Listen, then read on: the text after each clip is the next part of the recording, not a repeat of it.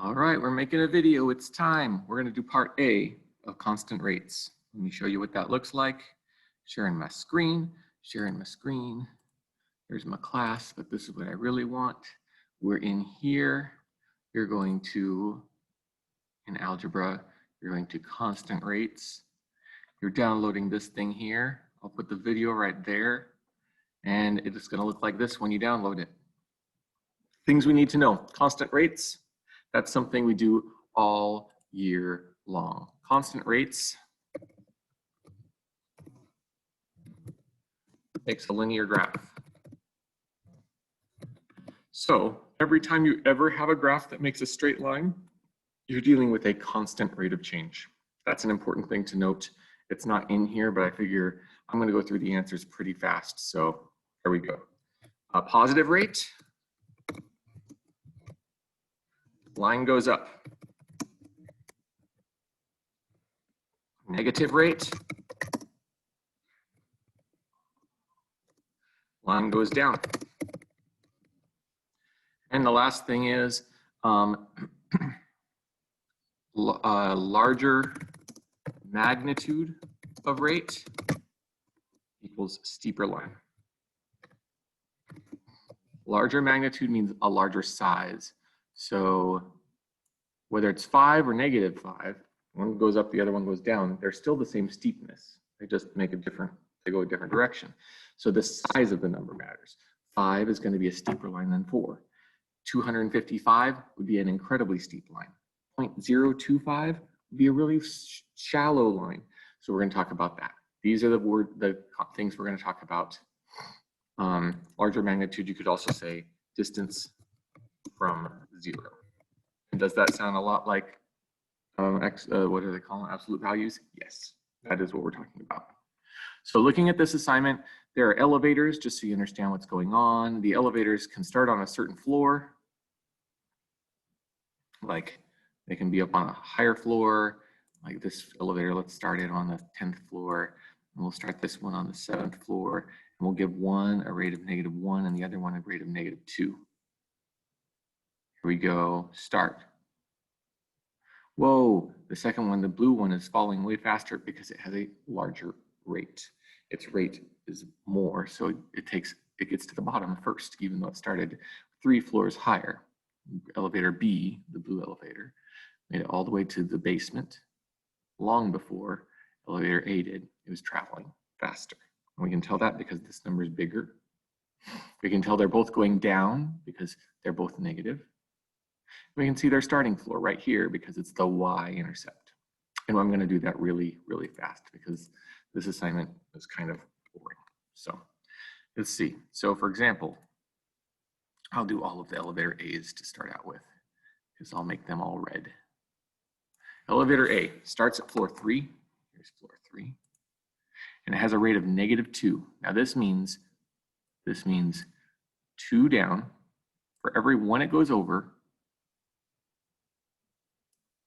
it goes 2 down.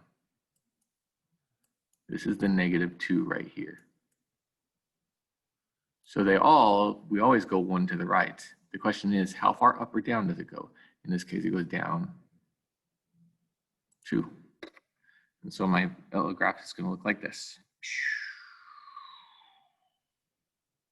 All right. B, on the other hand, I'll do A on here. A is going to start at 11. It's going to have a rate of -2 as well. So it's going to start at 11. For every 1 it goes over, it goes 2 down. That's what the -2 means. For every 1 it goes to the right, that's an understood part, it goes 2 down. So here we are. Do you like my sound effects? I don't even know how they sound on the computer. All right, let's do this one as well. We're just going to do all of the elevator A's in one color, and then we're going to do the elevator B's. This one starts at 12. Has a rate of -1. That means for every 1 it goes over, it goes down 1. Down because of negative, 1 because -1. All right, and the last one here, let me move my head, 12, and it goes down at a rate, oh my gosh, that's the same one again.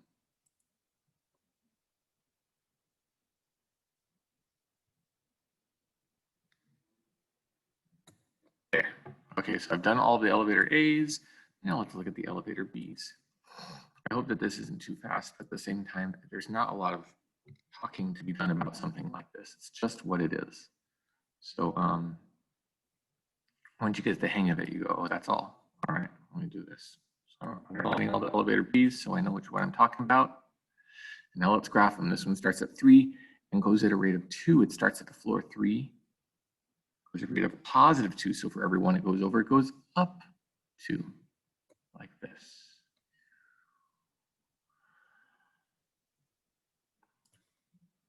This one starts at negative 3 and has a rate of 2. So it starts way down here at negative 3, third floor of the basement, bottom floor of the basement. And it also has a rate of 2, up 2 over 1, up 2 over 1. Just remember the number of the rate, it never has to do with how far to the right you go. If they give a rate like this, the understanding is that it goes 1 to the right for every however many here that it goes up or down. Okay, getting there. Start at floor 12 and have a rate of negative 2.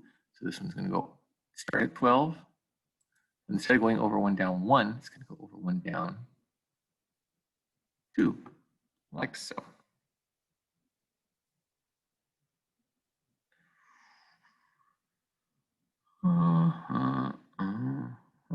Boom, there, we got that. Now we got floor 8 and have a rate of negative 1. Here's floor 8.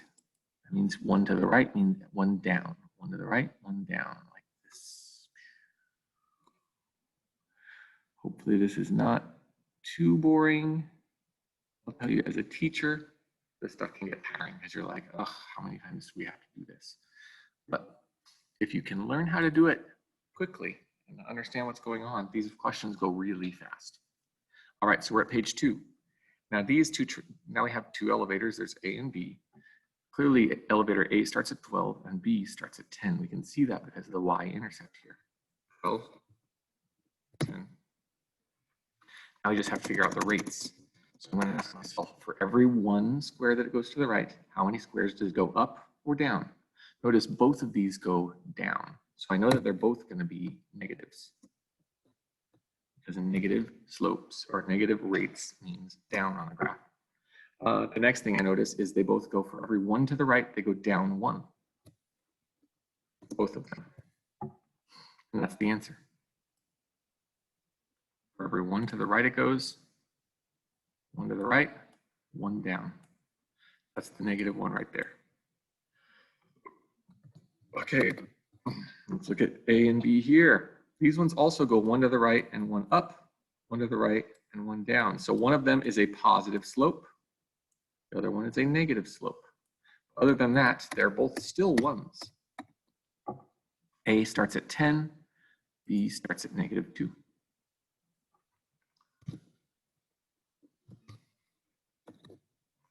And which one has the positive slope? Well, B is the one going up, so it's the positive slope. While A is going down, it's the negative slope. There, did that. Now we're moving on to this guy. A starts at 12. I can see that because it starts way up here. The y-intercept is 12, and B starts at 0. You can see it right there. 12, 0. The rate of A, notice this one does not go down by 1s. For every 1 it goes over, it goes down by 2. Whereas this one still goes over 1 and up 1, over 1 and up 1. 1s. So one slope is negative 2, or rate is negative 2. The other rate is 1. Notice rates can be positive or negative. That'll come in handy later. Oops. Hey, how do we get rid of?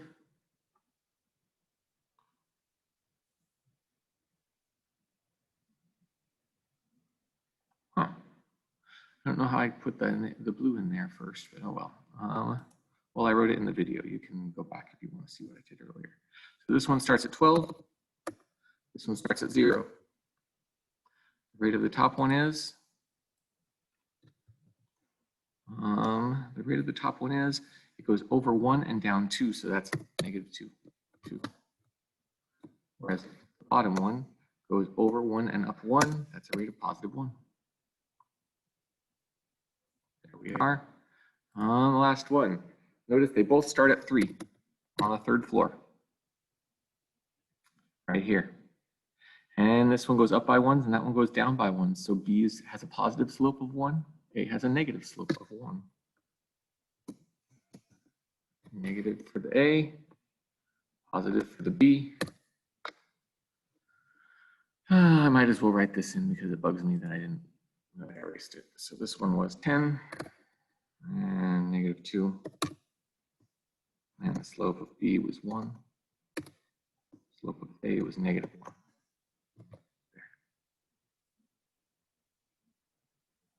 Okay, finished another page. Still going though. Okay, so notice A starts at 10 and B starts at 4. On the 4th floor and the 10th floor. Now B is not going up or down. When the positive goes up, negative goes down. What's right smack dab between the positive numbers and the negative numbers? Right in the middle of the number line? 0. 0 means it's not going up or down. And that is what the line B is doing, elevator B. In other words, it's not changing floors. It's staying on the 4th floor the whole time. Whereas elevator A, for every one it goes to the right, it goes down 1. And we got this guy. Both of them are starting at negative 3. A little hint, a word from the wise, somebody who's done a bit of graphing in my time. If I'm trying to figure out the steepness of something, I can mark the places where it lattices. That's where the line goes exactly through the corner of some squares. It goes through the corners of all of these squares. That's nice because now I can count 1 over and I can notice it goes 4 squares up. It helps me count. So that is a useful thing to do. It's a nice thing to mark on a graph to help yourself. This one lattices every square. Why? Because it goes over 1 and up 1, over 1 and up 1. So the slope of B is 1. While I'm typing this in, notice that I'm using the word slope and rate interchangeably. That's a true thing. But notice A went over 1 and up 4. B went over 1 and up 1. We're done with these types of problems. Yes, slope will be used a lot later in this class. Rate and slope are, for all intents and purposes, basically the same thing. Okay, we can interchange them because the slope tells me the rate at which something is changing. It's the steepness of this line, and that's what we're really recording when we say over 1 and up 4. They just, in the textbook world, we like to introduce the concept of a rate first, and then later call that slope. But basically the same thing. How do we decide which floor we started on? Think about that. Well, it's always right here. That's called the y-intercept. The y-intercept, remember, the y-intercept is the line where our graphed line crosses the y-axis. And that's what we're talking about, is the starting floor of the elevator. So y-intercept, don't overthink this thing. The y-intercept is just where this line, where this line crosses the y-axis. And it crosses right there at 10. That's why this 10 is here. That's all that we're saying. So where the line crosses the y-axis, that's where we start. How do you decide what the rate was? For now, the simplest way I'm going to do it, I'm just going to say for every square that the graph moves to the right, we count how many squares it moves up or down. The number up, positive, or down, negative, is the rate. There. That's how I would say it. You can say it your own way if you want. But the point is, we've got, say this one, I count for every 1 square I go to the right, I count how many up or down. This goes up 4. For every 1 it goes to the right, it goes up 4. That's how I got the rate 4. Hopefully that makes sense. Oh my gosh, we're sailing through this thing. How do you think about all the work you've done with the elevators? What are the rates when the elevators look the steepest? They are larger numbers.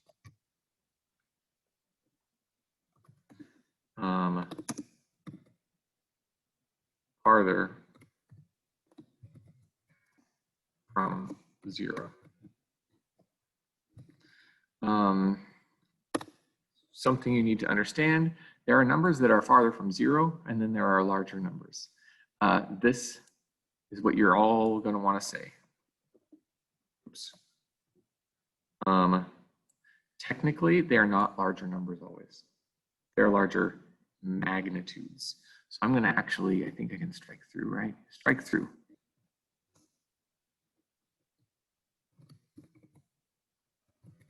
And that's an important thing to notice. So for example, 10, no, we're going to say 3 is larger than -1. Actually, -10, right? 3 is larger than -10. You learned that a few years ago on a number line. Okay. It's a larger number than 10 because it's further to right on the number line, right? However, the way we'd write that, by the way, we'd say 3 is greater than -10. You've done that. However, 3 has a smaller magnitude than 10. In other words, the size of that number, the amount that it's keeping track of, is a smaller amount. So the way we keep track of amounts is we use these guys. 3 is less than -10. This is my extra little addition thing, okay? So we're saying the number 3 is smaller than the number 10. It's keeping track of a smaller amount, a smaller size of things. So its magnitude is smaller. That's what makes things steeper, is the size of the number, not whether it's positive or negative, whether it's further to right on a number line. Really, it's how far it is from 0. So that's a thing. When rates are steepest, less steep, then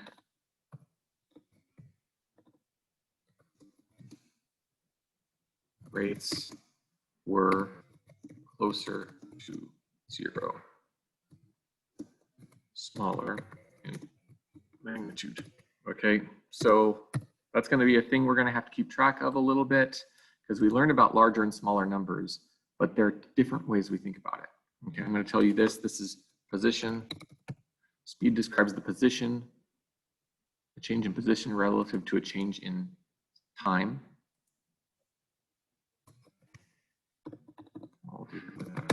See, a speed can never be negative. This is very important when we're talking about this magnitude thing. Magnitudes are never negative because we're just talking about how big something is. 3 and 10, that's all I care about is the size of the number, not whether it's positive or negative. Same thing here, speed. What would a negative speed even look like? It doesn't make any sense. So speed is something that is a magnitude. Speed is a magnitude. Magnitudes are very important to be aware of because sometimes positive and negative is a meaningful thing, but sometimes it literally doesn't matter. Okay, think about your bank account. Oh no, we won't do that. Okay, what are some examples of rates? So rates are things that can be positive or negative. We've done that. The rates up above were positive or negative. So these are things that could go up or down, and the positive and negative make a difference. So for example, world temperature.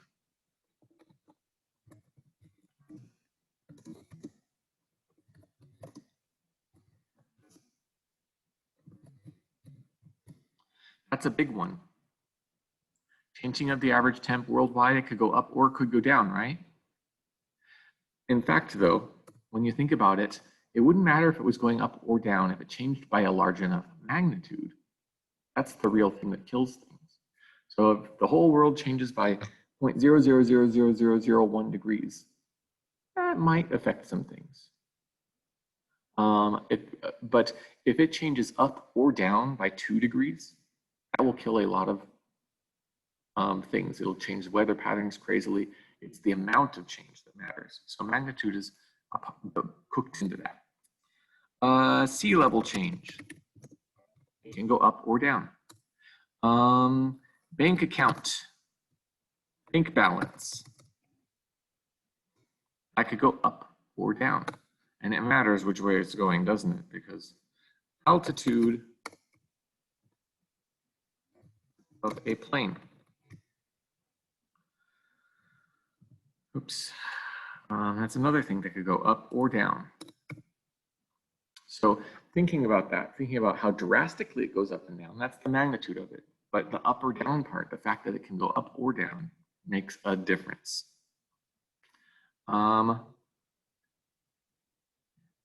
They can all go up and or down. They can all go up or down, giving a positive or negative rate. Okay, is it possible for two elevators to move at the same speed and different rates? Yes, it is. Think about why, pause, see if you got it right. Go, here we go. So, they can be traveling in opposite directions at the same speed. Then the rates will be the same number, except one will be positive and the other negative. There. Just sailing through this thing. Pause if you need to pause.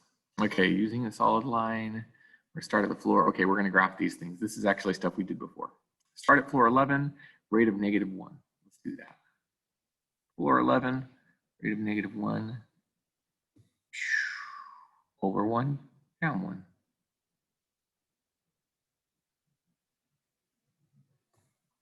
There's that one. Start at floor 1, rate of -1. Floor 1, oops. Shift. All right, and now we've got start at floor 1, rate of -1 again.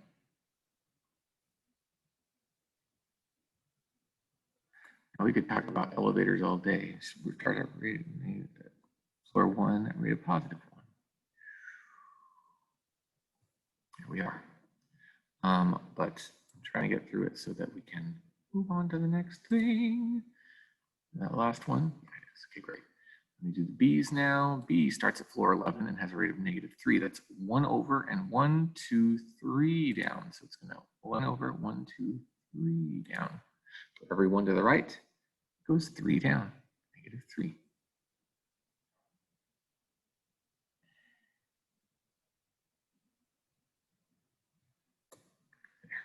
All right, so that's a rate of -3.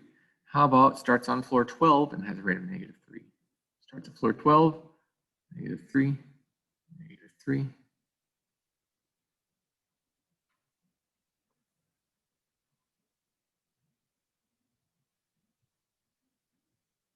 Didn't quite make it to the basement as fast as the first one, but the first one had a good running start. Okay, now we're moving on to B.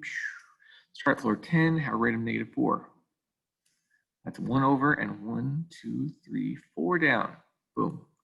1, 2, 3, 4 down. Boom. There we are. Okay.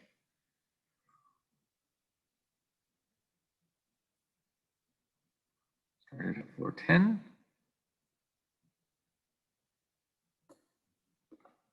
When it goes to the right, goes 4 down. Okay, last one. Start at floor 10, has a rate of -3. 1 to the right, 1, 2, 3 down, like so. All right, let's graph this thing.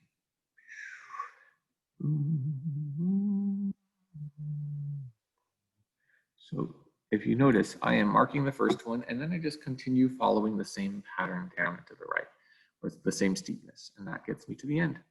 We're almost to the finish of this section, and then I'll move on to section 2 separately.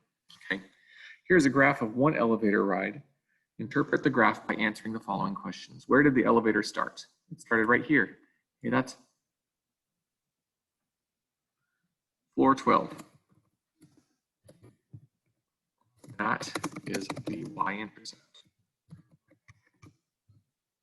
Okay, that's how we know, by the way, because that's where it crosses the y-axis.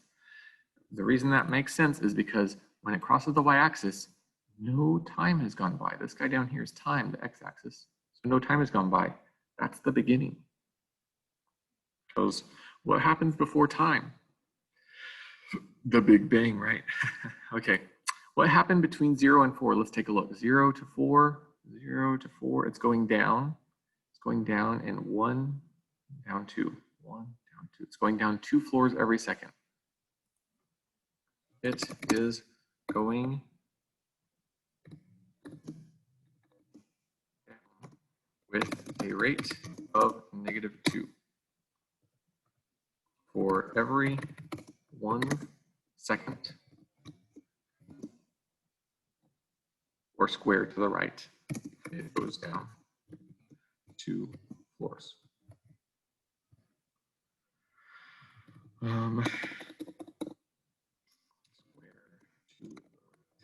Say that.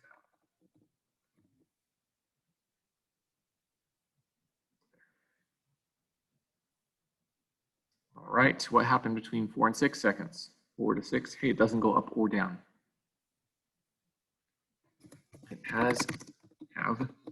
It has a rate of 0. The line doesn't go up or down. That means the elevator is not moving. All right, and finally, 8 to 9. If I look at this, 8 and 9 are right here.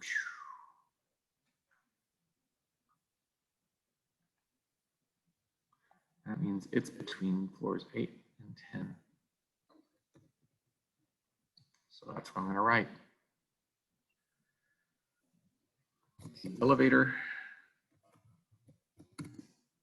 is traveling between floors 8 and 10 at a rate of 2.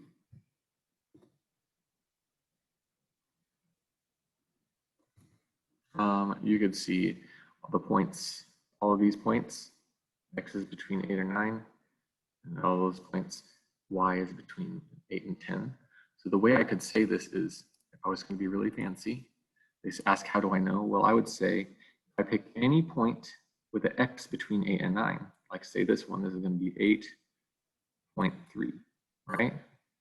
Well, at 8.3, this guy is at 8.75 or something. The point is, if I pick any point with x between 8 and 9, I'm going to get y between 8 and 10. And that's how I know that's where the elevator is. So I could say, oh, shoot. Oh, yeah. So I said, I did undo. Can I redo something? I can't, can I? Where is that thing? Seems like you should be able to redo.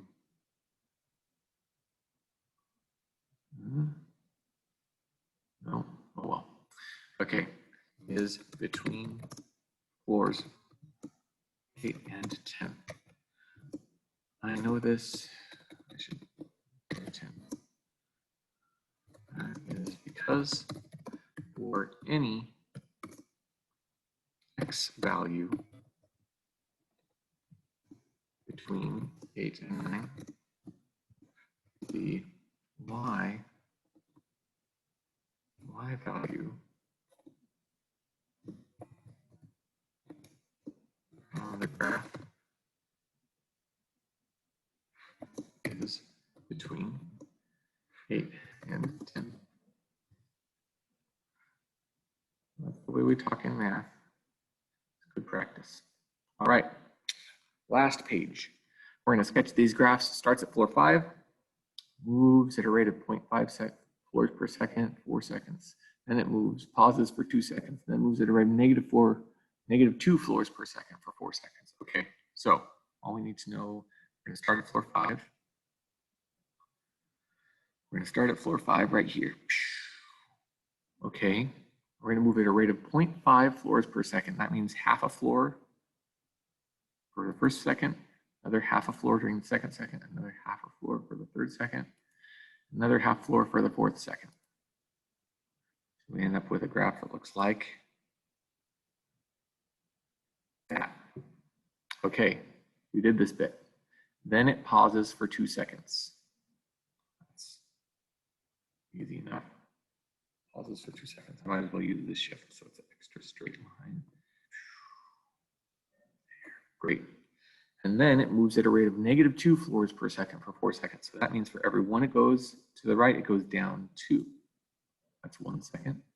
Second, another second it goes 2 more floors down. Another second it goes 2 more floors down. Another second it goes 2 more floors down.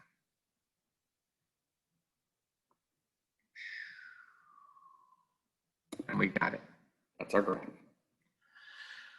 Now we're starting at floor 0 and moving at a rate of -1. That means for every one it goes to the right, it goes down 1 for 3 seconds. Okay, starting at 0, 1 to the right, 1 down, 1 to the right, 1 down, 1 to the right, 1 down. That's the first 3 seconds.